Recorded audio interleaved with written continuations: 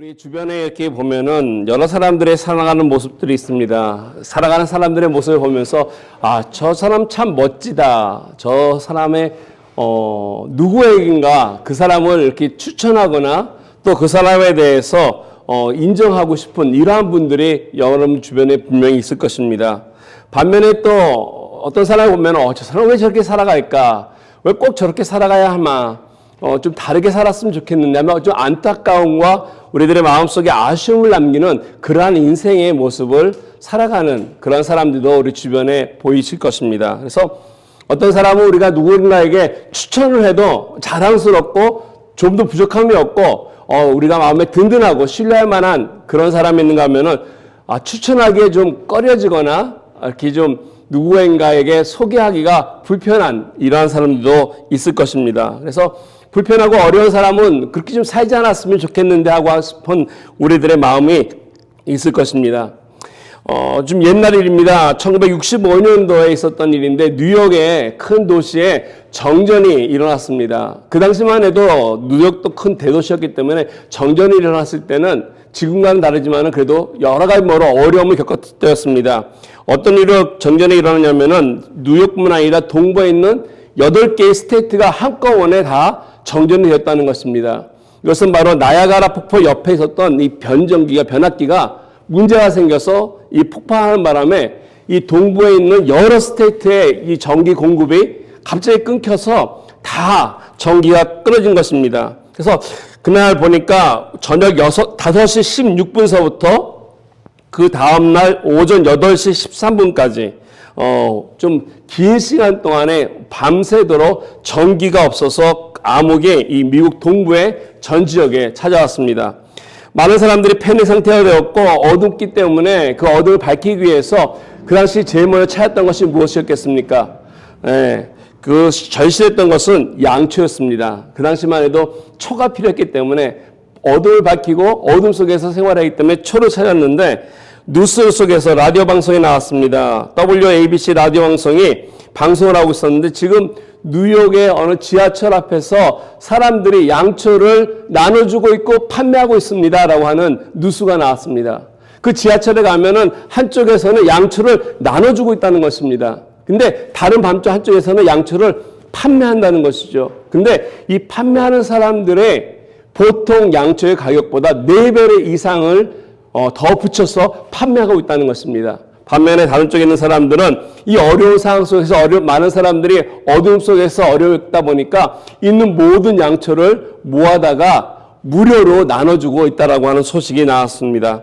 이와 같이 재난 속에서도 이 재난을 이용해서 자신의 어떤 배를 채우려고 하는 이기주의자 같은 이런 사람들이 있는가 하면은 어려운 재난 속에서 자기의 것을 내놓고 희생하는 그래서 사람들에게 빛을 밝혀주는 등불과 같은 이러한 사람들도 있다라고 하는 사실입니다. 이 두 종류의 사람들 가운데 어떤 사람을 우리 주님께서 기뻐하시겠습니까? 어떤 사람이 하나님 앞에 마음으로써 예수님께서 추천해 줄 만한 이런 사람이 되겠습니까? 분명히 후자일 것입니다. 분명히 이렇게 양초를 많은 사람들에게 무료로 나눠주고자 했던 거룩하고 귀한 마음을 가진 사람이 아니겠습니까? 어려울수록 자기 것을 내려놓고 희망을 비춰서 희망의 빛을 통해 많은 사람에게 도움이 되고자 하는 이러한 사람을 우리 예수님께서 추천해 주시는 삶이고 이와 같은 삶을 살 때 하나님께서 영광을 받으신다는 것입니다.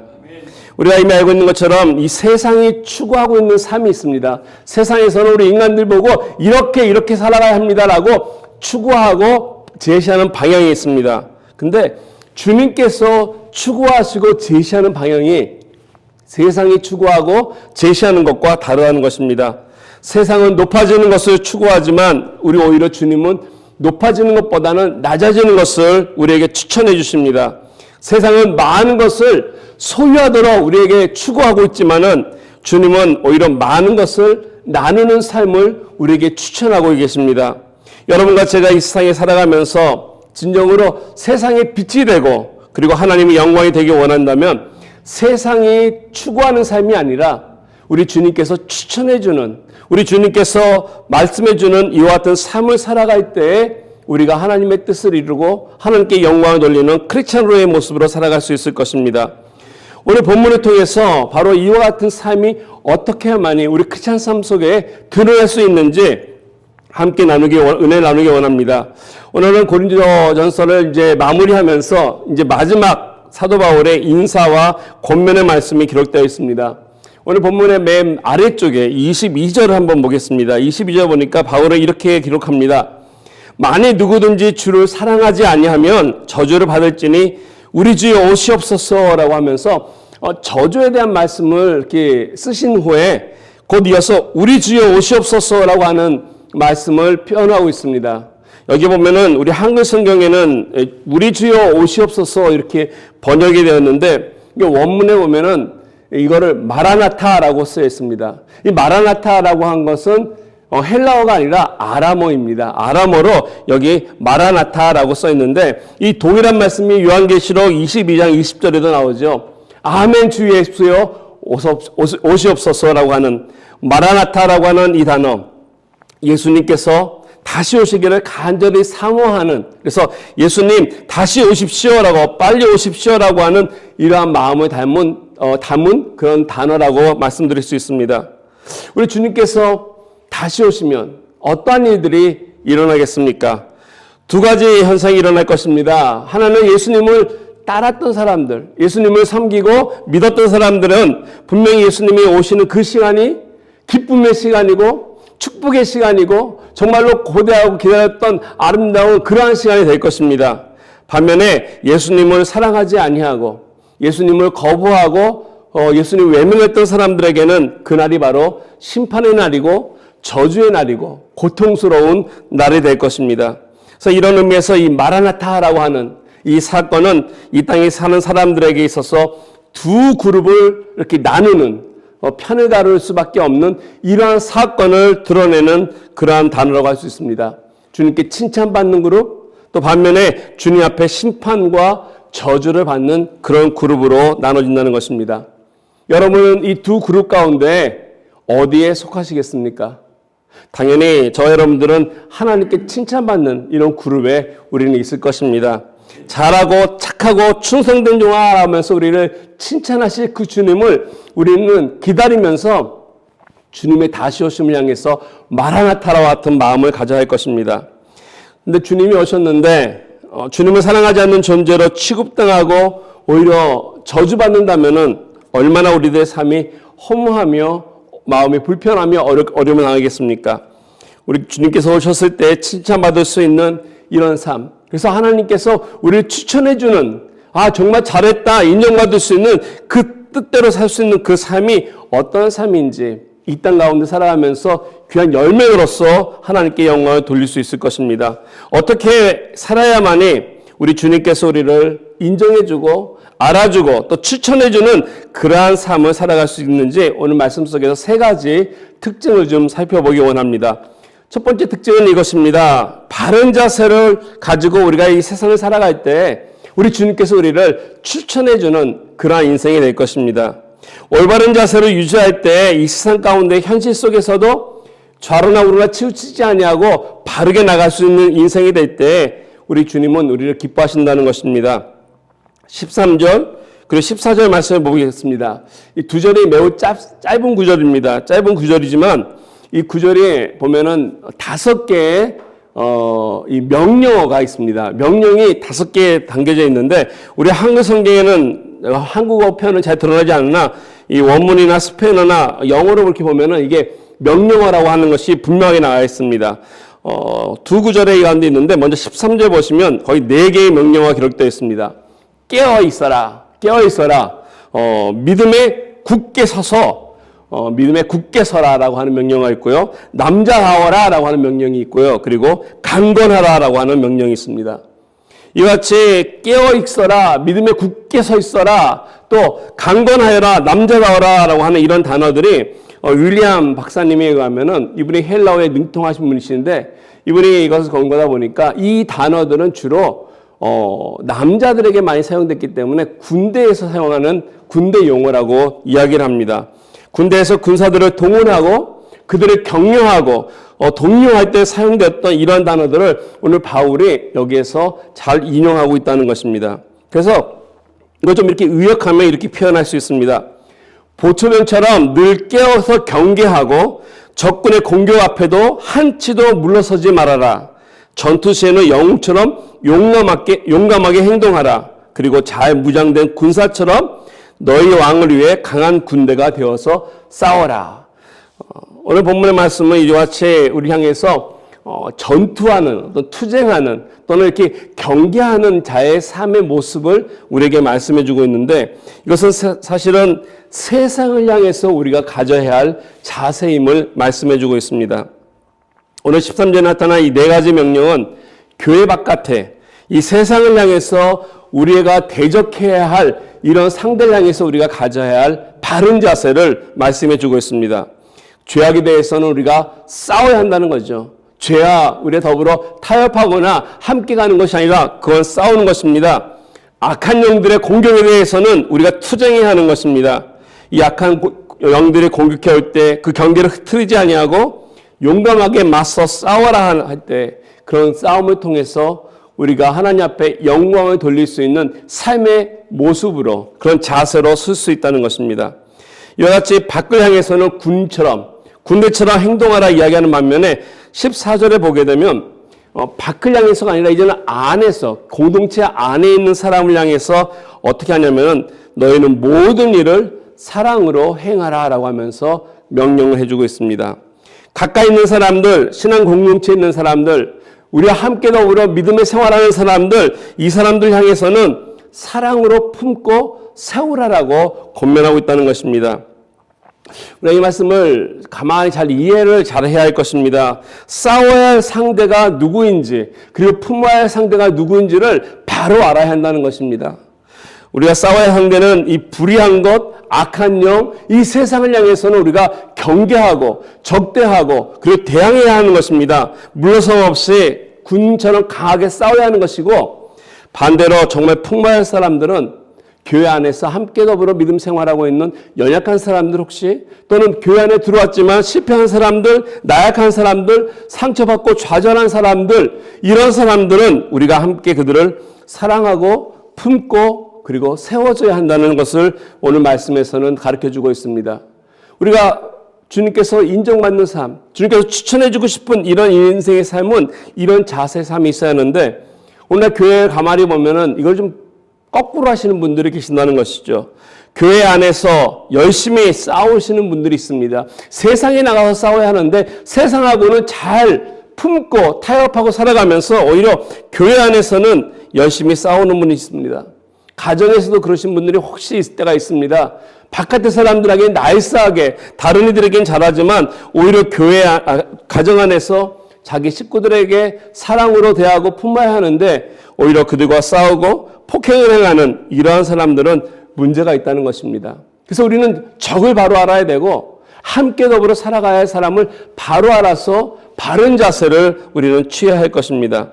우리가 인생 속에서 이런 바른 방향성이 있을 때 하나님께서 우리가 원하는 대로 우리를 추천하는 인생이 되어서 하나님께서 기뻐하시는 군인처럼 그리고 품어야 할 사람을 사랑으로 품는 크리스찬의 삶을 살아갈 수 있을 것입니다.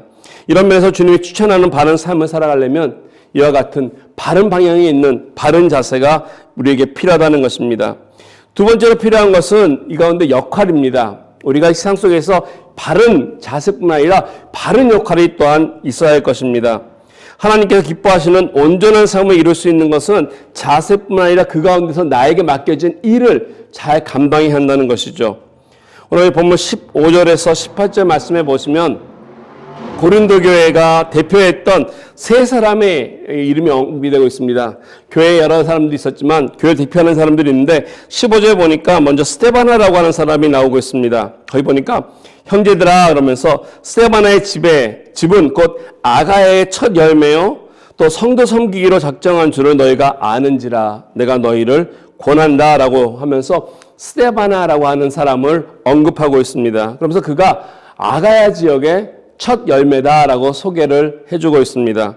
좀 더 정확히 말하면 스데바나는 사도행전 17장에 보면 나옵니다. 10장 34절에 가면 아테네에서 바울이 열심히 복음을 증거했을 때 아마 아테네에서 살던 사람이었을 것입니다. 아테네에서 바울로부터 복음을 들었던 사람입니다. 그리고 거기서 개종한 사람이라는 것입니다. 물론 아테네에는 교회가 세워지지 않았습니다. 많은 사람들이 복음을 잘 듣지 않았습니다. 그러나 이 스데바나가 그 가운데 바울의 소식을 듣고 이 복음을 심각하게 잘 듣고 이 복음을 듣고 개종한 것입니다. 예수를 받아들인 것입니다. 그리고 나서 고린도에 들어왔을 때 이 스데바나가 바울을 따라서 함께 고린도로 오게 되었고 자기 가족들에게 복음을 전함으로써 이 스데바나 온 집안이 다 더불어서 예수를 믿게 된 것입니다. 어떻게 보면 이 스데바나 집에서 고린도로 와서 함께 생활하던 이 스데바나 집에서 고린도 교회가 시작이 된 거라는 것입니다. 즉 고린도 교회의 개척 넘버라고 말씀드려도 되겠습니다. 15절 말씀에 보면 이처럼 교회를 세우는 데 큰 공을 하고 큰 역할을 감당했는데 오늘 말씀 보니까 그가 어떤 역할을 하기로 했냐면 성도 섬기기로 작정했다라고 바울은 이야기하고 있습니다. 성도를 섬기기로 작정한 자다. 그렇게 살기로 결심했다. 이걸 보니까 정말로 참 괜찮은 사람이다라고 저는 생각이 됩니다. 교회 안에 많은 역할이 있음에도 불구하고 그가 교만하지 아니하고 자기 집을 내어주고 자기 집에서 교회가 시작됐음에도 불구하고 오히려 자기를 낮춰서 많은 성도들을 섬기기로 스스로 결심했다는 것. 얼마나 귀한 모습입니까? 정말 예수님 보시면 추천할 만한 그러한 사람의 모습이 여기 나와 있습니다. 이처럼 성도 섬기기로 작정한 자로 소개되고 17절에 보면 바울은 두 사람의 이름을 또 언급하고 있습니다. 부드나도와 아가이고라고 하는 두 사람입니다. 아마 이 사람들은 노예의 신분이 아니었을까 많은 주석학자들이 예측을 하고 있습니다. 그 이유는 그 이름에서 약간 노예의 신분이라는 것을 찾아볼 수 있다는 것입니다. 근데 이분들이 교회에 들어와서 예수를 믿고 그 고린도 교회의 지도자급이 되었다는 것입니다. 그래서 스데바나와 더불어서 부도나도와 이 아가이고가 초창기 때서부터 교회를 열심히 섬기고 세우고 전도하고 더불어서 이 교회가 바로 서기 위해서 큰 역할을 했음을 사도 바울은 잊지 않았고 훗날에 이들의 교회의 대표가 되었던 것 같습니다. 그래서 이 바울이 에베소에 있을 때 고린도 교회에서부터 바울을 방문할 때 대표로 온 사람이 있는데 바로 이 대표로 온 사람이 이 세 사람입니다.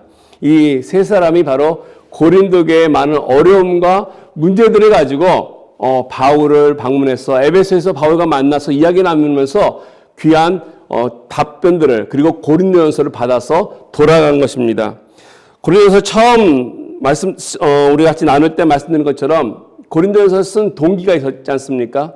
여러 가지 동기가 있는데 그 가운데 첫 번째는 글로의 편으로서 들려오는 소문 때문에 사도 바울이 고린도전서 썼습니다. 글로의 편에 글로에가 방문하면서 고린도의 교회 안에 여러 가지 문제가 있다는 것을 말씀했습니다. 분쟁의 문제, 음행의 문제, 법정 소송이 일어나고 있는 이런 복잡한 문제들이 우리 교회에 지금 일어나고 있습니다라고 하면서 바울에게 이야기했을 때 이런 것들을 바로 잡아야 되겠다고 생각해서 고린도전서를 썼고 그리고 두 번째는 바로 이 세 분의 방문을 통해서 좀 더 구체적으로 고린도 교회에 어떤 문제들이 있는 것인지를 잘 듣고 답변을 적은 것입니다. 그래서 우리가 오늘까지 공부하고 같이 나눴던 말씀이 고린도 전서가 된 것입니다. 한 걸음 더 나가서 이들의 고린도전서를 가지고 이제 다시 고린도로 돌아가서 그 교회 성도들과 분명히 이 말씀을 나눴을 것입니다. 이처럼 이들이 성도 섬기기로 작정했다라고 했는데 한 가지 더 그들이 한 역할이 있습니다. 성도만을 섬기기로 한 것이 아니라 이와 같이 섬긴 모습이 아니라 부족한 것을 채웠다라고 17절의 말씀에 바울은 이야기하고 있습니다. 내가 스데바나와 부드나도와 아가이고가 온 것을 기뻐한다 하면서 그들이 너희의 부족한 것을 채웠습니다. 사도 바울과 고린도 교회인들 사이에 뭔가 모자람이 있었는지 뭔가 좀 부족한 것이 있었던 것 같습니다. 구체적으로 무엇이 모자랐는지 어떠한 부족함이 있었는지는 내용이 나와 있지는 않지만 그 부족한 것, 그 모자란 것을 이들의 방문을 통해서 그들이 채워줬다라는 것입니다. 그들이 이것을 다 만족하게 되는 것입니다. 이것이 바로 귀한 자세가 아닌가. 뭔가 바울과 교회와의 사이에서 모자랐던 것들을 이들이 다 채워줘서 부족한 것이 없이 온전케 하였다라고 하는 이런 자세가 바울은 오늘 말씀 속에서 언급해주고 있다는 것입니다.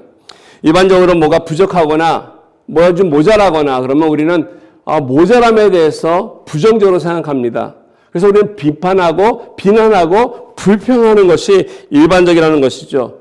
근데 성숙한 사람은 모자라거나 부족하면은 그것을 본인이 채워나간다는 것입니다. 그 모자람과 부족함을 볼 때 그것이 내가 해야 할 것이다라고 생각하고 그것을 채우려고 하고 그것을 잘 만족할 수 있도록 이어나가는 역할을 한다는 것입니다. 우리가 요한복음 2장에 보면은 재밌는 이야기가 있지 않습니까? 요한이 이야기를 쓰면서 가나의 혼인잔치 이야기를 그 요한복음 2장에 말씀하고 있습니다. 예수님께서 물로 포도주를 이렇게 변화시킨 그 장면이 있지 않습니까? 물론 우리가 그 내용을 공부하다 보면은 예수님이 어떤 분이신지를 요한을 소개하기 위해서 그 이적을 썼지만은 그 가운데 우리가 알 수 있는 것은 잔치를 준비해서 결혼잔치에 잘 흥인하고 있는 과정 속에 모자람이 있었다는 것입니다. 결혼잔치를 준비하는 이 주최 측에서는 분명히 넉넉하게 풍족하게 기쁨이 즐거움이 떨어지지 아니하도록 포도주를 준비했을 것입니다. 그럼에도 불구하고 웬일인지 중간에 떨어졌다는 것입니다. 이 떨어졌을 때 부족했을 때 많은 사람들이 불평했을 것입니다. 그런데 이때 무슨 일이 있었냐면은 바로 마리아가 등장한다는 것입니다. 이 사건 속에서 볼 수 있는 것이 어떻게 보면 우리들의 인생의 모습이 아닌가.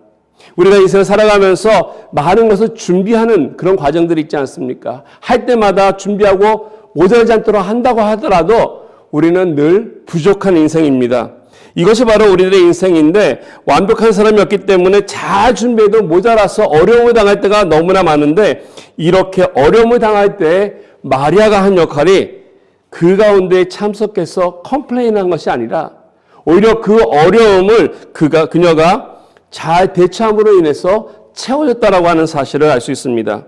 어떻게 했습니까? 클레임하기보다는 그녀가 자기 아들이 함께한 것을 알고 예수님께 가서 그 상황을 이야기했다는 것이죠. 이것을 우리는 기도라고 우리는 얘기합니다. 우리 주님 앞에 그 어려움을 이야기했을 때 그 청을 듣고 예수님께서는 물을 가지고 포도주로 바꿔주시면서 그 잔치의 즐거움과 기쁨이 끊이지 아니하도록 많은 사람들이 함께 계속해서 즐거움이 이어지도록 회복시켜 주시고 그 문제를 해결해 주셨다는 것입니다. 이 마리아의 역할이 큽니다. 모자란 것이 있는데 지적하지 아니하고 비판하지 아니하고 어떻게 해서든지 그 모자람을 채우려고 했던 그러한 자세. 우리 교회에서도 어떤 사역하는 가운데 선교하면서 또는 많은 것을 우리 하다 보면은 완벽하지 않습니다. 부족한 것이 있고 모자란 것이 있습니다. 이랬을 때 우리가 지적하는 것보다 따지기보다 우리가 가능하면 내가 그것을 채워서 함께 더불어 하나님의 일을 해나가는 것, 이럴 때 하나님의 공동체의 사역이 훨씬 더 풍성해지고 아름다워진다는 것입니다. 뿐만 아니라 18절 말씀에 보면은 이 세 사람이 했던 또 다른 역할이 하나 있는데요. 이렇게 나와 있습니다. 그들이 자와 너희 마음을 시원하게 하였으니 그러므로 너희는 이런 사람들을 알아주라. 그들이 우리의 마음을 시원하게 하였다. 여기 헬라어에 보면은 이 마음이라고 하는 단어가 헬라어에는 여러 가지가 있습니다. 이 시케라고 하는 단어를 쓰기도 하기도 하고요. 이 시케는 주로 이제 우리 정신 같은 거, 그래서 이제 시컬러지에 하면 우리 심리학을 이렇게 얘기하는데 이런 단어도 있고 또 다른 단어는 포에마라고 하는 단어가 있습니다. 포에마는 우리들이 어떻게 보면은 스피릿, 우리 영을 얘기하고 있습니다.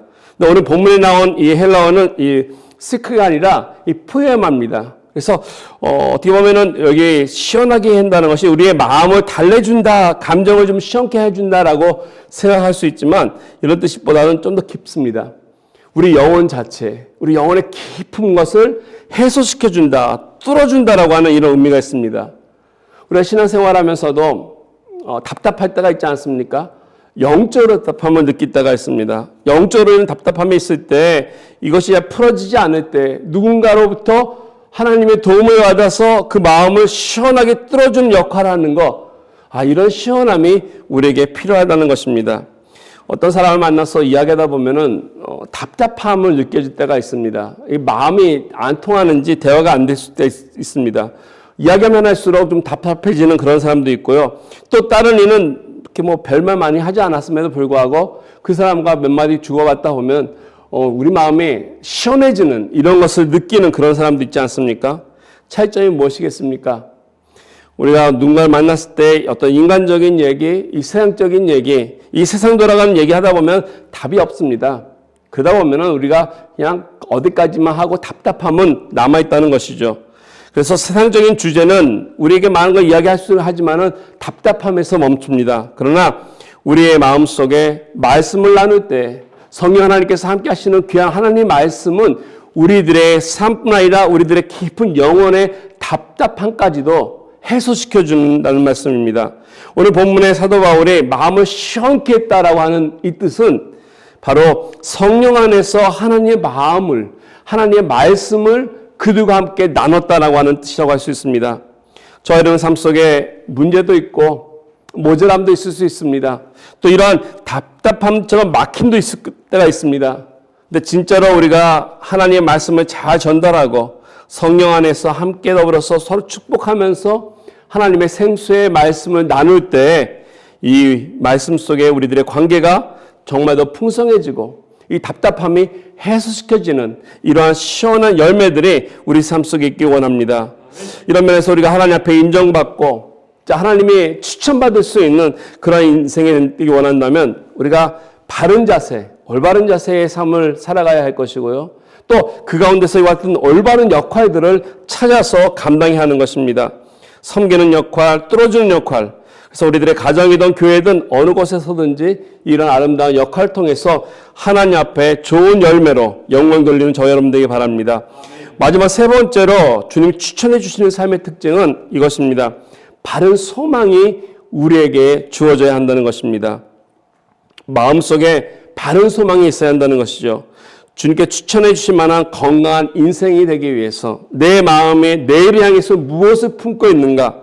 일반적으로 많은 사람들은 오늘의 현실 보면서 계산합니다.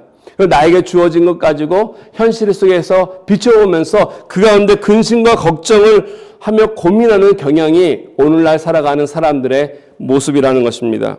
그러나 주님이 기뻐하시는 삶은요, 긴 안목, 좀 멀리 본다는 것입니다. 우리 권사님이 내년에 은퇴하십니다. 은퇴하시면은 저거 받으시죠. 은퇴연금 받으시죠. 그죠? 언제까지 받으세요? 그죠? 이 세상은 죽을 때밖에 안 줘요. 죽으면 끝나기 때문에. 그러니까 이 세상은 계획이 언제까지냐면 우리가 죽을 때까지만 준다는 것이에요. 그러나 우리 예수 믿는 사람들은 긴 안목, 우린 죽지 않기 때문에 우리들의 인생 계획은 영혼까지 가야 한다는 것입니다. 이 세상은 이 세상에 사는 동안만 계획이 되어 있지만 거기에 우리가 국한되는 것이 아니라 나에게 주어진 현실이 아닌 예수 믿는 사람들은 영생이 있기 때문에 내가 그 후에 하나님의 나라에 가서 영혼을 어떻게 살아갈 것인가까지도 우리가 이 세상 속에서 살 때의 이 소망이 나에게 오늘날 큰 복이 되고 하나님 앞에 바른 인생으로 살아갈 수 있다는 것입니다. 오늘 19절에서 24절 말씀에 보면은 서신의 마지막 부분에 이제 인사하면서 축복하는 말씀들이 나오는데 특별히 19절과 20절 말씀에 보면은 사도 바울이 고린도 성도들에게 아시아에 있는 교회들이 그들에게 무난하고 있다라고 얘기하고 또 이 브리스와 아굴라가 또 가정이 무난한다라고 적고 있습니다. 고린도 교회에 편지하면서 아시아에 있는 많은 교회들이 그 교회한테 무난한다라고 이야기하고 아굴라와 브리스가의 그 교회가 무난한다는 사실을 왜 알렸겠습니까? 안부를 전하는 이유가 무엇이겠습니까? 이것은 사도 바울이 우리가 따로따로가 아니라는 것입니다. 고린도에 있는 교회만 따로 있는 것이 아니라 우리는 예수 그리스도 안에서 하나됨을 말씀해 주고 있습니다. 사도 바울 마음속에 품고 있는 더 큰 그림은 모든 교회가 하나님의 교회라는 것을 알고 있습니다. 그래서 바울 마음속에는 고린도에 있는 교회든 에베소에 있는 교회든 마게도니아에 있는 교회든 모든 교회가 다 어우러져서 이 아시아에 있는 교회가 하나님의 복음의 비전을 가지고 열심히 유럽을 향해서 땅끝까지 복음을 증거해야 되는 이와 같은 사명을 받은 교회라고 하는 더 큰 그림을 가지고 있었고 소망을 품고 있었습니다. 그래서 바울은 편지 쓸 때마다 다른 교회의 안부를 꼭 전하는 것입니다. 왜? 서로 알고 하나가 되기 위해서. 그리고 나서 21절과 22절에 바울은 이렇게 얘기하죠. 나 바울은 얘기하면서 친필로 너에게 문안하노니 만일 누구든지 주를 사랑하지 않냐면 저주를 받을지어다. 주여 우리 주여 오시옵소서. 이러면서 친필로 썼다라고 그가 고백을 하고 있습니다. 왜냐하면 일반적으로 고대 사회에서는 편지를 쓸 때 본인이 직접 쓰는 경우도 있지만 다수는 누구죠? 대서, 대피가, 그러니까 누군가 대신 편지 써준다는 것입니다.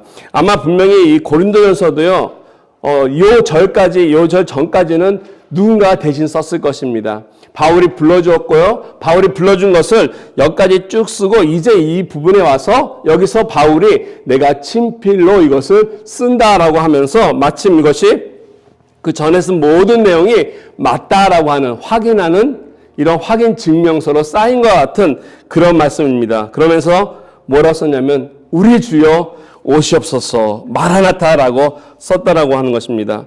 아까도 말씀드렸지만 마라나타라고 하는 것 문자 그대로 주님 오십시오라고 하는 뜻이기도 하지만 그 당시 초대교인들에게는 서로가 만났을 때 인사하는 인사말로 많이 사용했습니다. 그래서 크리스찬들이 서로 만나면 마라나타라고 인사했다는 것입니다.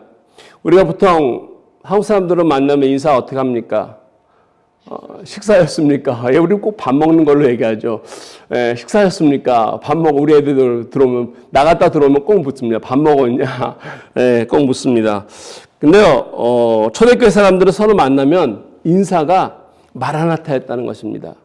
관심이 어디 있었냐면요, 서로에게 앞으로 오실 주님에 대한 소망을 늘 상기시켰다는 거죠. 잊지 않고 이 땅에서 살아가는 삶이 전부가 아니라 우리는 이 땅에서 인생이 끝나는 자들이 아니라 주님이 다시 오실 날이 있다는 것을 잊지 말고 그날을 우리가 기다리자. 그래서 서로 만날 때마다 마라나타 하면서 인사를 나눴습니다. 우리 인생이 혼란하고 힘들수록 우리가 더 큰 것 볼 수 있어야 할 것입니다. 나무만을 보는 것이 아니라 숲을 보라고 할 말씀 있지 않습니까? 나에게 주어진 현실보다 더 위대한 사건인 예수 그리스도의 오심을 우리가 주목해야 할 것입니다. 주님 오실 그날을 바라보고 그 비전을 우리가 바라보고 그래서 우리들의 인생의 방향이 바르게 되고 진짜 그 가운데 바른 역할, 바른 일을 해나가는 인생이 될 때 하나님께서 우리를 추천해주고 인정받는 그러한 인생이 될 것입니다. 아까도 잠깐 기도드렸지만 기후 변화로 인해서 지금 사실 지구가 불덩이 같습니다. 남미는 지금 겨울입니다. 사실 남반부는 겨울인데도 온도가 30도, 한여름이라고 합니다. 한여름. 그러니까 지금 지구가 불덩이가 돼가지고 여기저기가 지금 타고 있고 더위로 지금 고난을 겪고 있습니다. 이 덥다 보니까 활동에 제한이 있고 여러 가지 경제적인 어려움도 있고요. 들려오는 소식들을 우리들로 하여금 걱정거리가 되게끔 하는 여러 가지 어려움들이 드러납니다. 그렇다고 해서 우리가 현실이 덥다, 힘들다, 불평할 것이 아니라 이럴수록 우리가 하늘에 대한 소망을 더욱더 바라봐야 되지 않을까 생각이 듭니다. 주님을 바라보면서 이 현실이 전부가 아니라 주님께서 준비해 주신 더 높은 차원의 삶이 있다는 것, 우리에게 꿈이 있다라고 하는 것, 바로 영생이 있다라고 하는 것, 이것을 보면서 주님이 우리를 위해서 준비해 놓으신 저 천국을 향해서 우리가 더 멋진 인생을 펼쳐나가기를 간절히 바랍니다. 아프리카 북부에 여러분 잘 아신 대로 큰 사막이 있습니다. 사하라라고 하는 사막이 있는데 그 사막 중간쯤에 마을이 하나 있다고 합니다. 조그만 마을인데 이 비젤이라고 하는 마을이 하나 있는데 이상하게 이 비젤에 사는 마을 사람들이 오랫동안 그 비젤 마을에서 벗어나지 못했다고 합니다. 이 사람들이 그 비젤 마을에서 다른 곳을 가려고 수차례 시도를 해봤지만 이상하게도 그 마을에서 벗어나지 못하는, 그래서 그곳에서만 모여 사는 그러한 일이 있었다고 합니다. 그래서 좀 이상하다 생각돼서 어떤 영국 학자가 레빌이라고 하는 사람이 실제 그것을 방문해서 왜 이 사람들이 도대체 비젤에서 벗어나지 못하는가를 연구하기 위해서 같이 왔다고 합니다. 그래서 그 동네 사람 2사람 안내자와 낙타 2마리를 준비해가지고 길을 떠났습니다. 1287km를 열흘 동안 걸어갔다고 합니다. 꽤 많은 시간을 걸은 거죠. 많은 날을. 열흘 동안을 걸어갔는데 열흘 걸어가고 난 후에 도착한 곳이 어디냐면 비젤이에요. 거기서 출발했는데 쭉 돌아서 다시 그곳으로 왔습니다. 그 동네 사람들이 매번 나갔다면 돌아오면 꼭 다시 동네로 돌아온다는 거예요. 벗어나지 못한다는 것이죠. 그래서 왜 이런가 하고 이 사람이 오랜 연구 끝에 보니까 그 마을 사람들이 하나의 특징이 있는데 이 덥다 보니까 고개를 숙이고 다닌대요. 하늘을 쳐다보지 않고 모래만을 보고 간다는 것입니다. 모래만을 보고 이 사람은 똑바로 간다고 하지만 가다 보니까 돌고 돌아서 다시 비절로 돌아왔다는 것이죠. 이것을 알고 나서 레벨이 그들에게 이런 충고했다고 합니다. 여러분, 낮은 뜨겁고 더우니까 낮에 출발하지 마시고 밤에 출발하시면서 별을 보시고 저 북극에 보면 북쪽 방향에 북극성이라는 별이 있으니까 그 별을 보시면서 걸어가시면 분명히 여러분 동네에서 벗어날 수 있을 것입니다. 그래서 그 말을 듣고서 했더니 3일 만에 그 비젤이라는 동네에서 벗어날 수 있었다고 합니다. 가는 길을 찾았다는 것이죠. 우리가 인생을 무작정 걷는다고 열심히 걷는다고 해서 도착지에 도착하는 것은 아니라는 것입니다. 노력한다고 해서 우리 인생의 문제가 떠나는 것도 아니고요. 그 고민들이 없어지는 것도 아닙니다. 진정한 것은 방향을 하나님께 맞추고 우리들의 삶 속에서 북극성 되시는 예수님을 바라보면서 그 예수 그리스도 향해서 걸어나갔을 때 우리의 길이 사막과 같다 할지라도 저와 여러분을 준비해 놓으신 마지막 파이널 데스티네이션 그곳을 향해서 우리가 온전히 걸어갈 수 있다는 것입니다. 이런 면에서 저와 여러분들이 해야 할 것들이 있습니다. 바로 그것은 이 땅 가운데서 살아가면서 예수 믿는 사람으로서 중보기도 하면서 나가야 할 것입니다. 어려울수록 우리가 기도하면서 이 땅을 위해서, 미국을 위해서, 지금도 아직도 전쟁이 끝나지 않은 우크라이나와 또 러시아 사람들을 위해서, 우리가 선교하고 있는 라틴 아메리카를 위해서, 또 우리 한국을 위해서 사실 여러 가지 어려운 소식이 들려올 때마다 한숨만 쉬는 것이 아니라 그들을 위해서 생각날 때마다 함께 기도하시기 바랍니다. 아울러 우리 올영교회 앞길을 위해서도 여러분 함께 기도해 주시기 부탁드립니다. 그래서 정말로 우리 교회에 하나님 품고 계신 소망이 있는데 이 소망을 우리가 바라보면서 온전히 일어나갈 수 있는 이런 교회 되기 원합니다. 그래서 하나님으로부터 추천받을 수 있는 그러한 교회, 인정받는 그런 교회에서 바른 자세로 바른 역할을 잘 감당해서 하나님의 귀한 소망을 잘 알리고 또 우리가 누릴 수 있는 저 여러분 되기를 주님의 이름 축원드리겠습니다. 우리 함께 기도하면서 나가겠습니다. 이런 것을 놓고서 하나님, 우리가 하나님 앞에 올바른 자세로서 방향을 바로 맞추고 또 올바른 역할을 그래서 채워주고 섬기는 역할을 그래서 하나님 앞에 기쁨을 드리는 역할을 그리고 하나님 앞에 소망을 잊지 않고 나가는 그런 저와 여러분들 되게 달라고 같이 기도하며 나가겠습니다. 함께 같이 기도드리겠습니다.